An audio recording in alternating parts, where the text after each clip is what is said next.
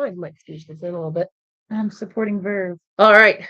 So, hello, everyone. Thank you very much for joining us for our medical versus veterinary career discussion 10 years later. So, for those of you who are new to our channel, we did something similar to this about 10 years ago. I had just gotten out of school and she was still in medical school. So, things have changed a little bit since our last presentation. We have some questions that people have sent in, but if you have any questions during, please feel free to put them in the chat, or you can contact us, or at least me, through YouTube later. So I'll introduce myself first. All right, so I am Dr. Jessie Sanders. I am a veterinarian. I have a bachelor's, if I remember my bachelor's in marine biology from the University of Rhode Island, and I got my DVM from Tufts University back in 2012. I have been out doing private practice for the last almost 11 years and just became a boarded veterinarian in fish practice about a week ago. So I do pretty much all veterinary fish side of things, if you hadn't seen our channel before at all. I'm Dr. Bailey Sanders. I'm a general surgeon in Central North Carolina. I got my bachelor's in kinesiology from University of Massachusetts. I went to medical school at Penn State University, and I did my residency at University of North Carolina, and I've been in North Carolina ever since doing general surgery. All right, starting with our questions. Did you always want to be a doctor/veterinarian? No, I did not. We grew up athletes. We've always played sports. We've had sports injuries. And so I very much like the human body and athletics. And so I thought I'd be a physical therapist. And so I went to undergraduate in kinesiology with the thought that I'd go on to physical therapy school, and I shadowed in physical therapy, and it wasn't quite the right fit. I knew I wanted to be in healthcare, and I liked being hands-on, and that's how I ended up in medical school. How'd you end up being a surgeon doctor? I like doing things, so there's lots of different avenues in medicine. Some are more inpatient versus outpatient, some are more hands-on, some are more esoteric. I like doing things. I like hands-on, and so surgery fit me best. I knew I wanted to, be in a very active profession. So surgery fit me best. Yes, I mean, we're a very tiny niche of both the veterinary and medical side of things. There are many, many different specialties that you can have as a veterinarian or doctor. Is that your technical? Sure. I'm Yes. technically a doctor too, but for me, I knew I always wanted to be a veterinarian, but I thought I would be a small animal, cat and dog vet, just because that's all I was exposed to when I was little. I mean, we grew up in a town that was very heavily into dairy cows, and it didn't even occur to me that they needed veterinarians at that time. I didn't really get down the fish veterinary side of things until I was an undergraduate student and had the opportunity to volunteer for an aquarium. And I thought I'd be an aquarium veterinarian, which, the jobs are few and far between because there's only so many amount of aquariums in the world.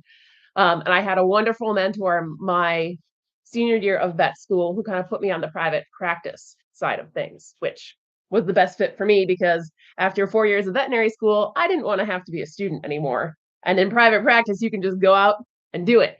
And it's because you're in charge. You get to do it the way you want to, not the way somebody else is telling you to. Mm-hmm. We have very similar personalities in our medical careers, if you haven't decided that. All right. If you weren't a doctor or a vet, what would you do instead? You go first. Me go first? So I would probably be an event planner of some sort. I really like organizing conferences and labs, and I mean, there's always kind of that research side. Like I might have originally gone for a master's or a PhD in research, and it's just not really what I'm interested in, looking at some little minute detail here and there.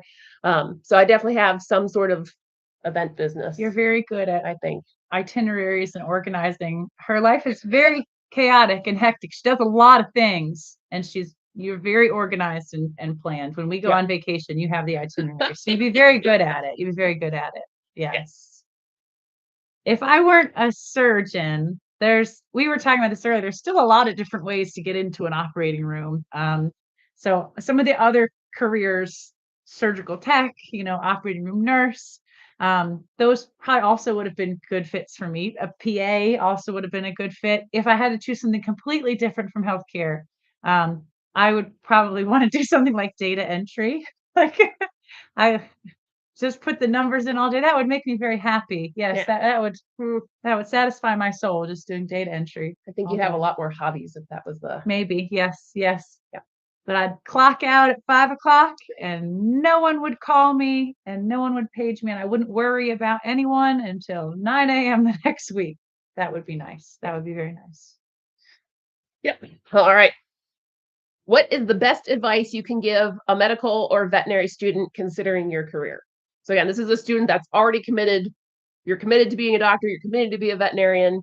Who would you like to go?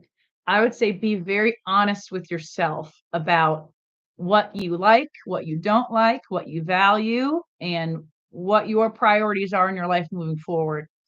As Jessie mentioned earlier, as Dr. Sanders mentioned earlier, there's lots of different avenues to go down. If you're already in veterinary school, if you're already in medical school, I'll speak to the medical side. There's lots of different things that you can do in medicine. There's lots of different pathways to go down. They all have their pros and cons, their pluses and minuses. So before you choose a pathway, certainly what you're passionate about, it guides you towards which path, but be very honest with yourself and consider what are the hours involved, what are the requirements, the commitments involved, what's the lifestyle that you want versus the workload for the particular specialty that you're going to choose. Be very honest with yourself because there's lots of different avenues in medicine that require more from you and there's other avenues that require more in certain areas. So be very honest about what you prioritize because some of those choices can change your lifestyle. And for me, for the veterinary students, when I was in veterinary school, again, I don't know if this is still the case. I'm over 10 years out at this point, but there was a big push that if you were not going for an internship or residency, there was something wrong with you. And again, I had the greatest experience. We had 2 weeks of required private practice when I was going through my rotations, and it just opened a door that I had completely forgotten about in the pressure cooker that is veterinary school. So again, you have those externship opportunities to go out and try new things. I know a lot of people use those to try to like get in good for an internship somewhere, but internships, residencies, they're not for everyone. And I'm a great example. I mean, I'm a boarded veterinarian and I did no internship. I did no residency. Mostly because there's no residencies for fish. We're working on it, but there isn't anything right now. You have to do an internship and residency for medical school. Yeah. Do you want to share a little bit about the process? Yeah. So in order to get your MD or DO, you can become a doctor of human medicine. You go to 4 years of undergraduate and you go to 4 years of medical school. You match into a residency program. Most residencies the length of the program depends on what specialty that you are getting trained in. Your first year of your residency is typically called your internship. That's your first year as a resident. My residency was 5 years in total, so 1 year of internship and 4 years of additional residency for general surgery. Big major academic programs also require additional time for research. So many general surgery programs at large institutions are 7 years because they include 2 years of research.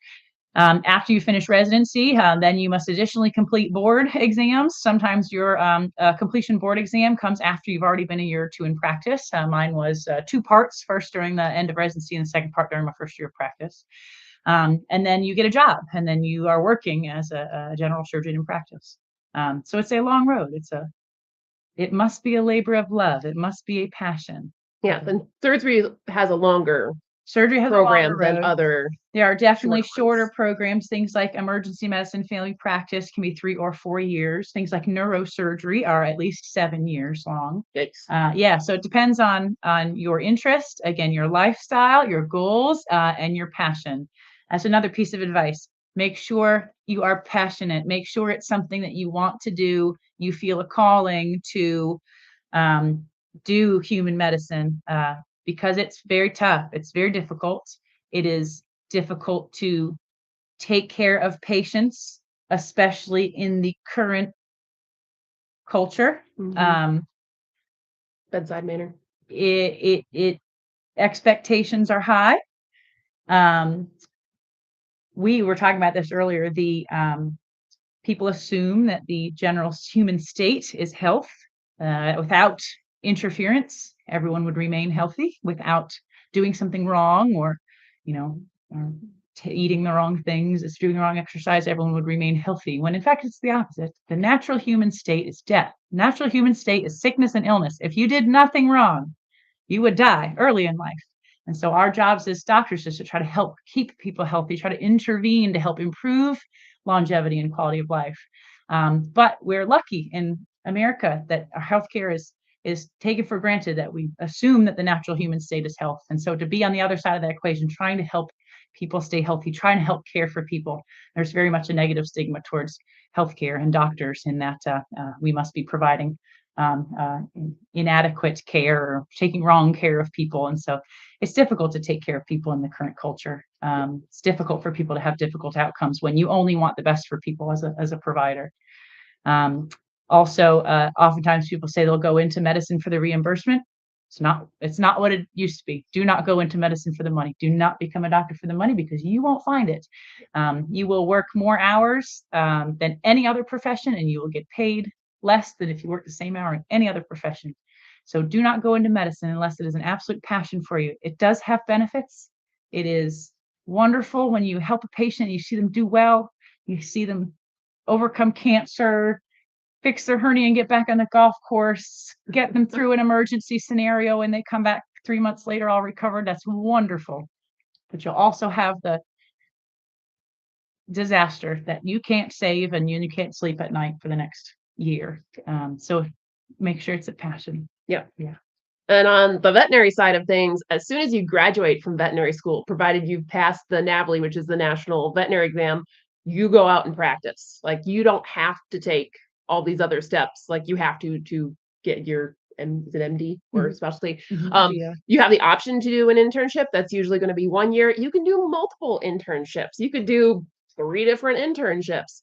For those of us who, wanted to go into the aquarium and zoo field, you're looking at least 2 internships. You have one that is going to be small or large animal rotating, and then you're going to need a second internship at an aquarium or zoo. So again, somebody who just was done with school at that point is like, I really do not want to go down this path, but I had enough experience with an aquarium when I was an undergrad, and I'm circling back to it 12 years later. So, but yeah, for veterinaries, you don't have to do all the extra stuff, which is kind of nice. Oh, well. All right. This is going to be a fun one. Okay. How do you balance your career with home and family? You go first.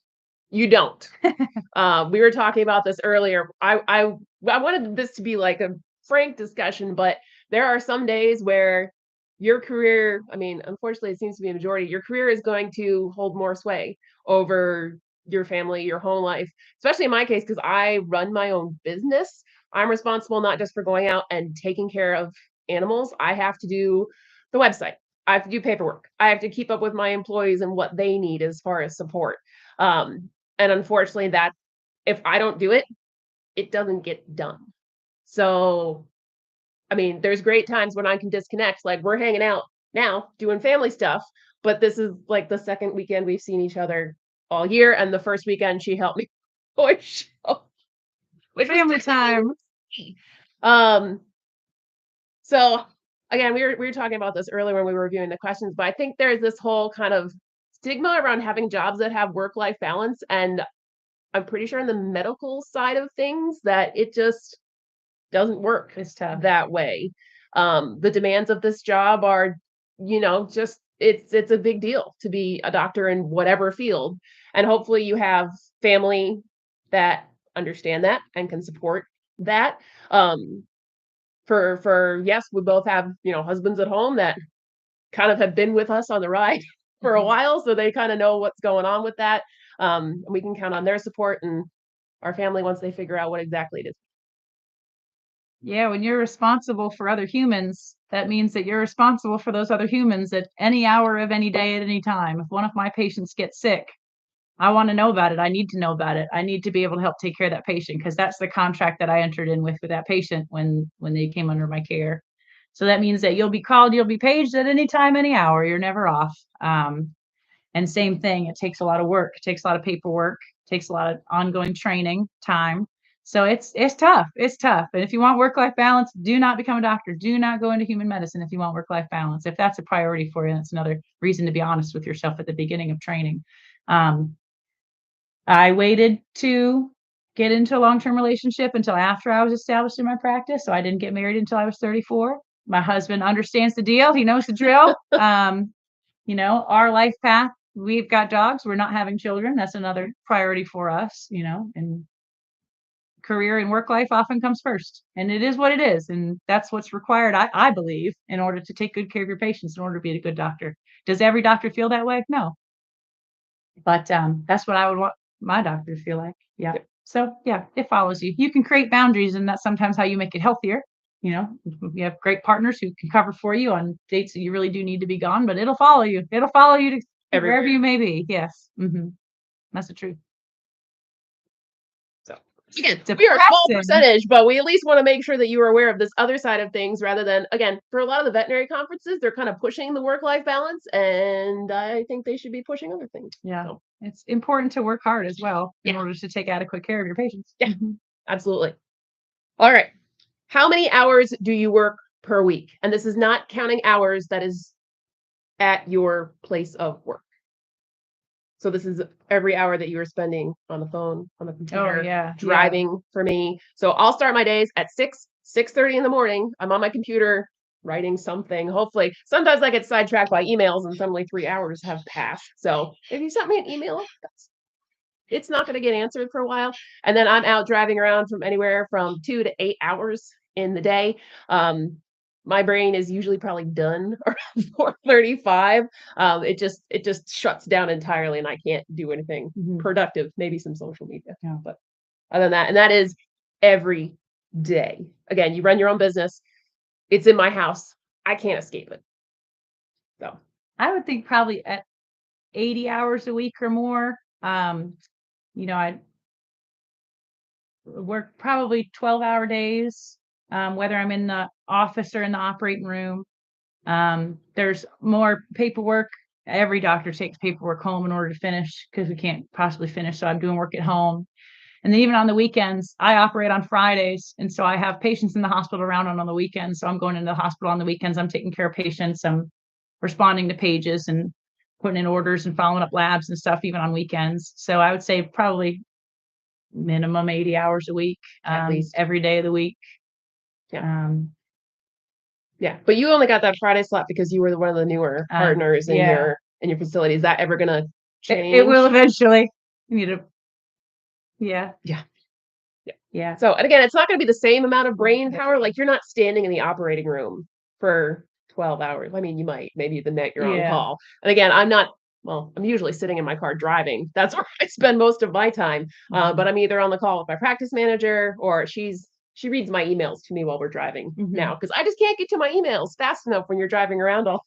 Either that, or I'm in front of my computer, which again, different space that occupies the brain, but it's still hours that I am working. All right. So if you could do 1 year in your career over, provided to do it differently, which would it be and why? I don't have a year I would do over. I'm everything happens for a reason. I'm pretty happy with why everyone how every year of my life went to come my career now. I probably wouldn't do any of them over. That's my honest answer. I mean, for me, I would go back to that first year I started my business and do a lot of things that I know now, having done them for 10 years. But again, when I was starting my practice, having a mobile only aquatics practice, I had one model, and it was a part-time model. So it would have been a lot easier had I known what I know now back in the beginning, and I would have gotten kind of launched a little bit faster. But again, that didn't exist back in the day. So part of what I do in talking to other veterinarians who want to do fish practice is give them all the tips and tricks that I've learned, so they can get that head start that I would have loved to have back in the day. But you can't undo it. Again, everything happens for a reason. But for the most part. All right. This was our most popular question. Who makes more money? I do. Yeah. Out the door. Doctors over veterinarians. I mean, unless you're like probably some really advanced veterinary specialist, orthopedic surgeon, something like that. But yeah, What nope, do you think doctors. the top tippy top veterinarian makes? I think it's an orthopedic surgeon. You're probably looking at, I have no idea. 100 6 and, figures? oh, at least, yeah, Yeah. at least. 100 to 200 grand per year? Probably. 500? I don't know. Okay. Okay. As a private practice fish veterinarian, again, this number is the only one that exists. Okay. I make about 80 per year. It's very low on the veterinary side of things, but I have complete control over my business. Mhm. And I can take time to go to koi shows. I can go to conferences, which is really important for me to be able to have the flexibility to do that in my job. So I take that over going to make more money. Oh, someone has a good point. Top racing horses, horse veterinarians, they probably make the most. Mm. Thank you. That's a very excellent point. Thank you for that. Good point. Good All point. right. Yeah. I probably make at least twice what Okay. you do. At least. But you have lots of other fees and stuff. True. Yep. We pay malpractice insurance. We've got to pay our staff. And I'm in a model where the more work you do and the more quality work you do, the more you take home. Yeah. So yeah, pros and cons of each. But yeah, definitely don't go into medicine for the money. Don't do it. Go into technology. Don't go into medicine for the money. It's not worth it. Yeah. Mm-hmm. Fair. All right. Did any family members encourage your careers? So, I mean, they were certainly both, happy that Supportive. we're doctors. But Yeah. both of our parents are engineers, which is, I guess, field adjacent. I don't know if our mom still understands what exactly both of us do. The Fish Vet Files series that I put together earlier this year, that was just for her to kind of be able to understand what I do on a daily basis, because trying to explain my job, even to somebody who's heard about it for 10 years, is very obscure. So just having like day to day, this is an appointment where I have a little fish, a big fish. Like it's the same as, what you do in a regular vet office. You're just applying it underwater. But what you do is so unique and Yes. so no plan. No one's ever heard of it before. No cookie cutter, that her own mother still does not understand completely what she does, because what you do is no one else does it. It's a field of medicine they just wrote the board exam for. It did not exist 5 years ago, but through all the stuff you've written and research you've done and advocacy and outreach, and now people understand a little bit more. There's a whole area of medicine that has not been defined. Our own mother still does not understand, and that's not a marker of our mother. That's a marker of how unique you are. Yeah. Well, yeah. I mean, you cut people open for a. Mine's easier to understand. Everybody's got to go. But you take a part out, you put another part in. It's all good. But no, our parents are very supportive. Very supportive. Yeah. Yeah. They always have been. I think even through all your different career aspirations, when you're really into physical therapy, they were like, "Oh yeah, sounds great." We have great parents. Yes. Yeah. Mm-hmm. Yeah. Yeah. They got lucky too. All right. What do you do for fun? I've got dogs. I've got 2 dogs. I love to exercise. Gotcha. I love to eat. Yes, we like to travel a little bit. We like to go on weekend trips, day trips and stuff. Yeah. So yeah, eating, exercising, dogs, and travel a little bit. Yeah, I like it. I go and travel to conferences and koi shows. I got cats. I like to read. I write a ton. She writes a lot. I mean, that's kind of work stuff, but I really enjoy that aspect of it. I write for a couple of blogs. I write for the Spruce Pets and Pet MD. So they're always throwing me fun, random topics, like explain the difference between these 5 different aquarium heaters. I'm like, well, we can take them 5 and I can just give you 1. But they like having variety. So she's writing all the time. And a lot of the fish level articles on some of these larger sites were written by her, because more coming. Nobody else knows. Yeah. I'm going to save that one for the end. Okay. All right. What advice would you give a high schooler considering a medical or veterinary career? I would say make sure it's your passion. Make sure it's absolutely what you want to do. They would tell us coming up that make sure if there's anything else that you could see yourself doing, do it. If it's something different, if medicine is the only thing that you can see yourself doing, it's your passion, it's your career, do it. But if there's anything else that you could see yourself doing, consider something else. there are lots of different ways to get into an operating room. You do not have to go down 17 years of school and put yourself in debt and be the one answering the phone at night. Surgical tech, operating room nurse, device sales rep, lots of different ways to take care of patients and be involved in patient care without having to go down the path of being a surgeon. So make sure that it's your passion. If it is, fantastic, commit to it, be excellent, read everything, practice hard, be good, because you can't be mediocre as a surgeon. But if that's not for you, there's lots of other pathways to get there. Yeah. I mean, the same goes for veterinarian. If you want to work with animals, you do not have to be a veterinarian. There's more than enough opportunities to work in even aquarium facilities as an aquarist, either, just a beginner or an advanced level. If you want to work with those cute little mammals, sure, go ahead. Fish are more fun. Just going to say that. I mean, I worked as a kennel attendant way back in the day and got to clean the veterinary hospital at night. Some days I missed. So it's very simple and straightforward. You scrub everything, you make everything nice for the next day, and you still get to, if there's anything cute in the kennel, you get to play with it.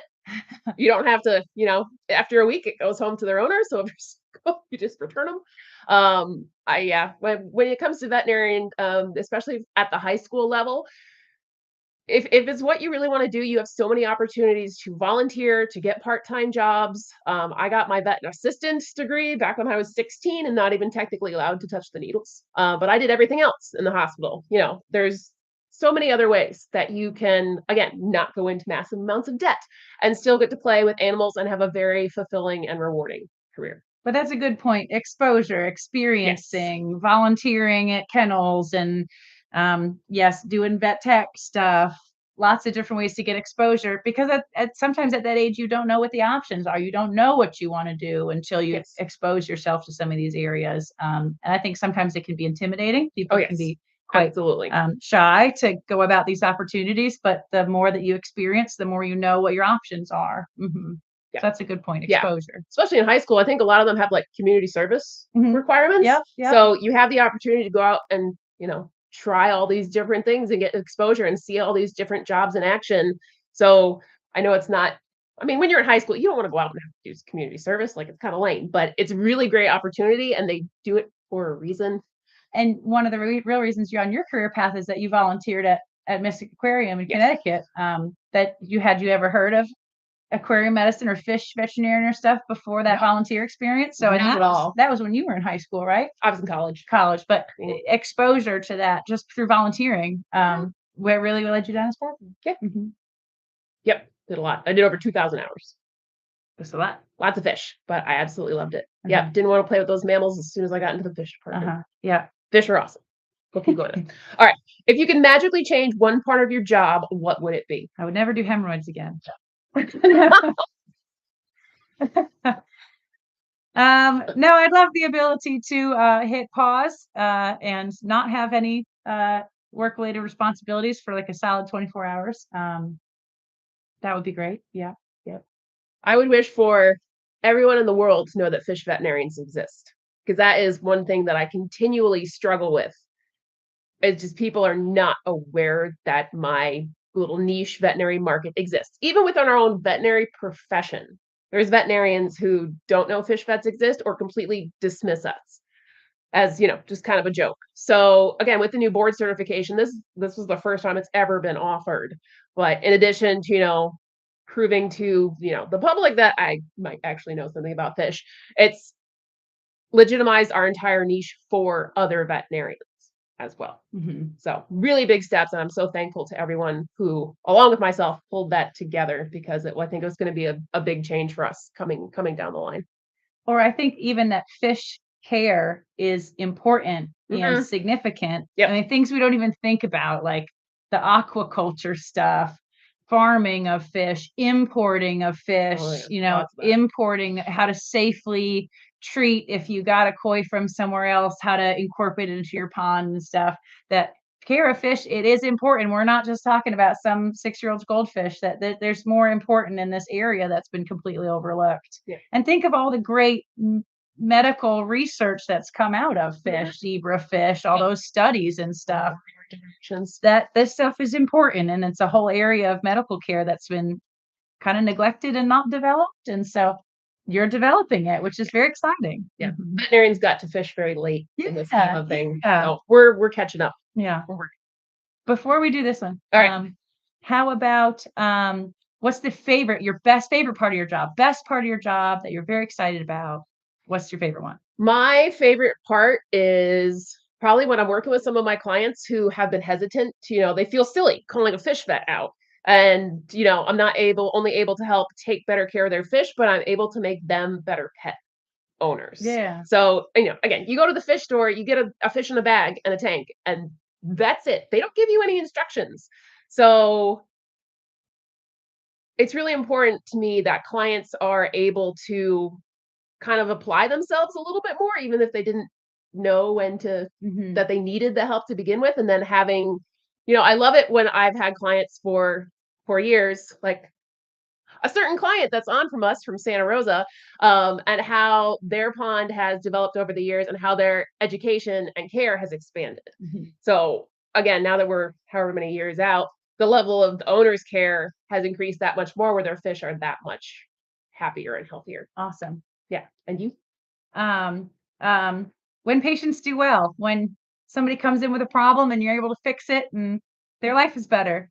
Yeah. So I like seeing patients do well, and I like actually doing the surgery. I used to have a mentor that said, doing surgery is not the hard part. We could teach a monkey how to do the operation, but it's deciding who needs surgery, what timing of the surgery, and how to take care of that patient after surgery. So doing the surgery is fun. Yes, it's fun. I like doing surgery.